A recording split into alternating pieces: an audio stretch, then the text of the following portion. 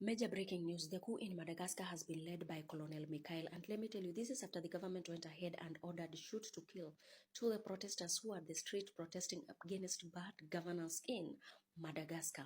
Let me tell you, these people have been at the street for the longest time protesting against lack of water and electricity. But when they turned out the streets again, the government decided to order shoot and kill. But the military decided to join the anti-protest. You won't believe this. They even went ahead and became the front line of this particular protest, demanding the president Rajolina to step down. And as we are speaking, the full control of Madagascar is under the military, headed by Colonel Mikhail. And they are unstoppable. I think this is a revolution that is happening in Africa right now. African nations that have bad leaders are experiencing a major change.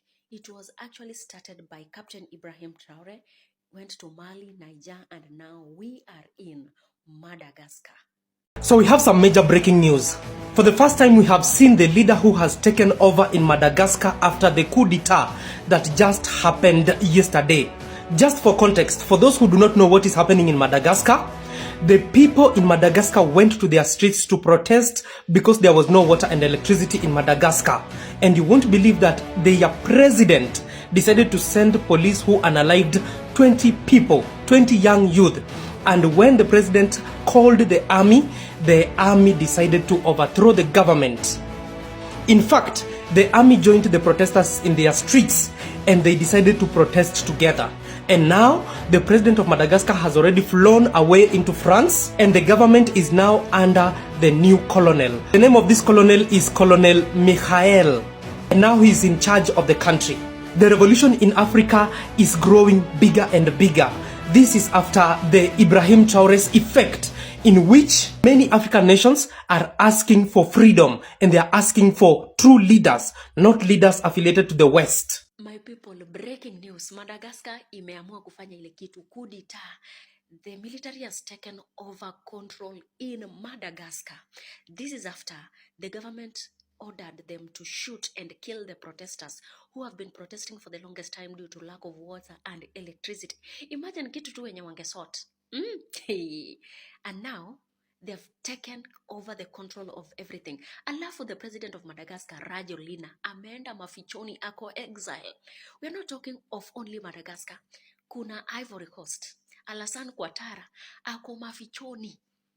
Protest uko zilierupt hivi. Tumetoka Morocco juzi, hatujapumzika. Anyway, this is not just a revolution, but it is a statement that Africans are tired of these leaders. If you cannot be an example, a good example, lead your citizens well, then this is what will actually come out as a result. Anyway, Ibrahim Traore is watching from a distance. Mwalimu Aluta. Genz wa Madagascar wangekuwa Morara Kebaso na Makauri. So wangekuwa wako kwa serikali wanakula. But this guy wameitwa akasema that let us have a national dialogue. Let us have a discussion about this. Let us have a conversation about this. Let us see how we can solve this. But they say that no, tunataka muende. Things just got worse in Madagascar. The president of Madagascar has been given less than 48 hours to flee outside the country. Now, this came as a suggestion from one of his top military commandants. Now, the commandant is advising Rajolina that earlier on, there is a military group which had refused and mutinied the shoot-to-kill order. And again, they argue, already there is a military wing which has sided with the people. And now, Rajolina has to make a decision. But Rajolina is stubborn. He's saying that there is an usurping of power, an illegal seizure of power that is about to happen in Madagascar, and he cannot let that happen. He's saying that this will affect future generations, and he has to be there as a caretaker to make sure that this usurping of power is not done by dark forces. I want to remind Rajolina, he came into presidency through a coup d'etat back in 2009. But right now, it seems like The weapon you use against others might be used against you. 48 hours. Story to watch. Salam guys. Protests in Madagascar inspired by Kenyan Genz. And guess what the soldiers did? They refused the shoot to kill orders. And guess what they did? They supported the protesters and then guarded them into the city square in Antananarivo for the first time since this protest started about a month ago. And guess what the Prime Minister is saying? The Prime Minister is now urging for dialogue and unity. Where this wave is sweeping across Africa. We started it in Kenya. The Gen Zs in Kenya. No, I'm not a Gen Z, but I believe the Gen Zs in Kenya watakuwa wa mwisho. Wao ndo wataweka full stop kwa sababu hapa tunasema one term. So Afrika mzima wameamua ni one term. So Raila, wewe na hiyo tumbo yako kula tu ukijua mse mwenye unakula naye anaenda nyumbani. Sitless wameamua ameenda one term. Kumbuka juzi hapa kuna mwenye alienda. So next ni William Samuel Ruto 2027. Venye Mseveni anaenda ndio venye tunamalizana na kila mtu. Kumbuka hata ule mama wa Tanzania pia yeye ni one term. Kama ushaifanya makosa yoyote. My people, chop rice. Hapa ni Madagascar by the way. Unaona venye military wanagotewa. Wanaambiwa ni hapa sasa. Enyewe Afrika watu wamechoka na uongo na uwizi. I've never thought of a nation like Madagascar can protest. Yani kama kuna nation imekuanga imejificha for the longest time ni Madagascar by the way. Huko kwa Highland. But imesema we have to follow what Kenyans are doing at the streets. Lakini sasa hawa yao ilikuwa promoted to another level. Waliamua ku overthrow government kabisa. Tokeni. Tumechoka. And this is what they have literally done, by the way. They don't want this leader anymore, Rajolina. And they mean it. Everything is under the control of their leader, of a military leader, Colonel Michael. Anyway, Aluta. Salam guys. The Madagascar police force has refused to take order of shooting Gen Zs. In fact, they have joined the demonstration. They have said they will not be part of the oppressive government. And I hope the Kenya police, you are seeing your counterpart, what they are doing over there. Now, take those notes very serious because you'll be required to use them. Na kuko namna hiyo. So we have some major updates on the coup d'etat that has just happened in Madagascar. We already know the army leader who led that coup and how the army got power in Madagascar. The name of the leader who is taking power in Madagascar is Mikhail, and as you can see in the videos, many people in Madagascar are celebrating and they are saying he is the man of the country. After the Gen Z went to the streets in Madagascar to protest against their government, claiming that Madagascar did not have water and also did not have electricity, and yet the leaders in Madagascar were living lavishly, you won't believe that the president of Madagascar ordered the army to go and cool the riots by an order of shoot to kill. And when the army went to the streets, they said, no, we are not going to unalive the Gen Zs, the youth in our country. And they took power. And even before they took power, they joined the protesters who were protesting in the streets. And then their leader, Mikhail, came out and talked to the people and said, cool down, the country is now in safe hands. This is the revolution that many Africans want. If you look at the comment sections, you are seeing the people in South Africa are complaining, Uganda, Kenya, Congo, Somalia, everywhere.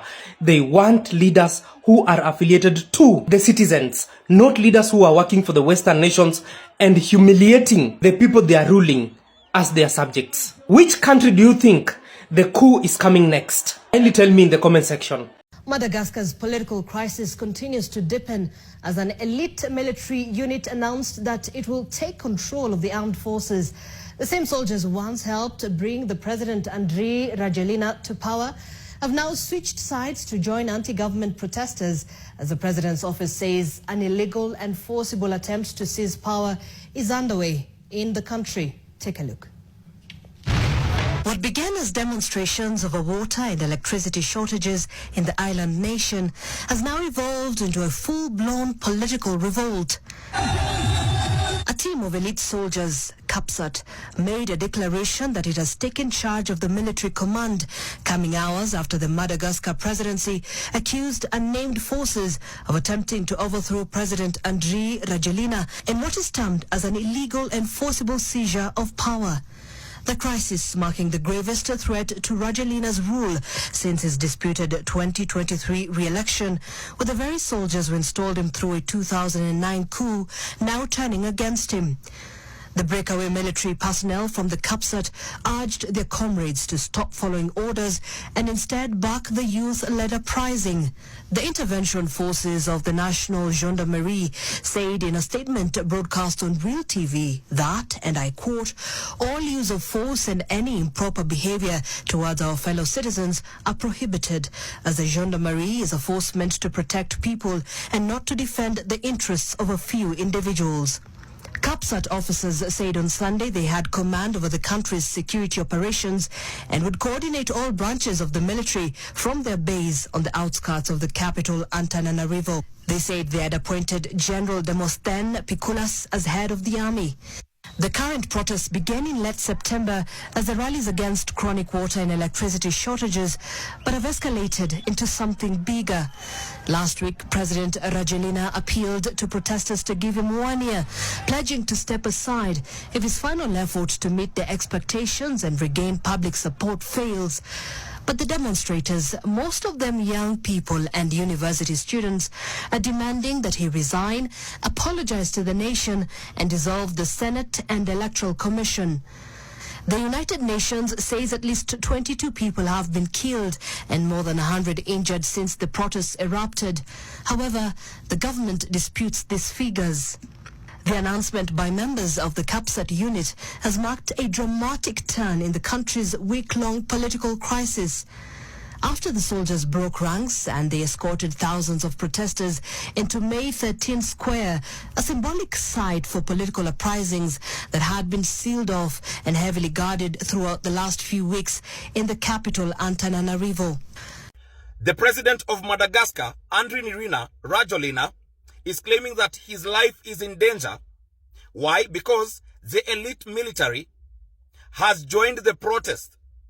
The order of shoot to kill has been denied.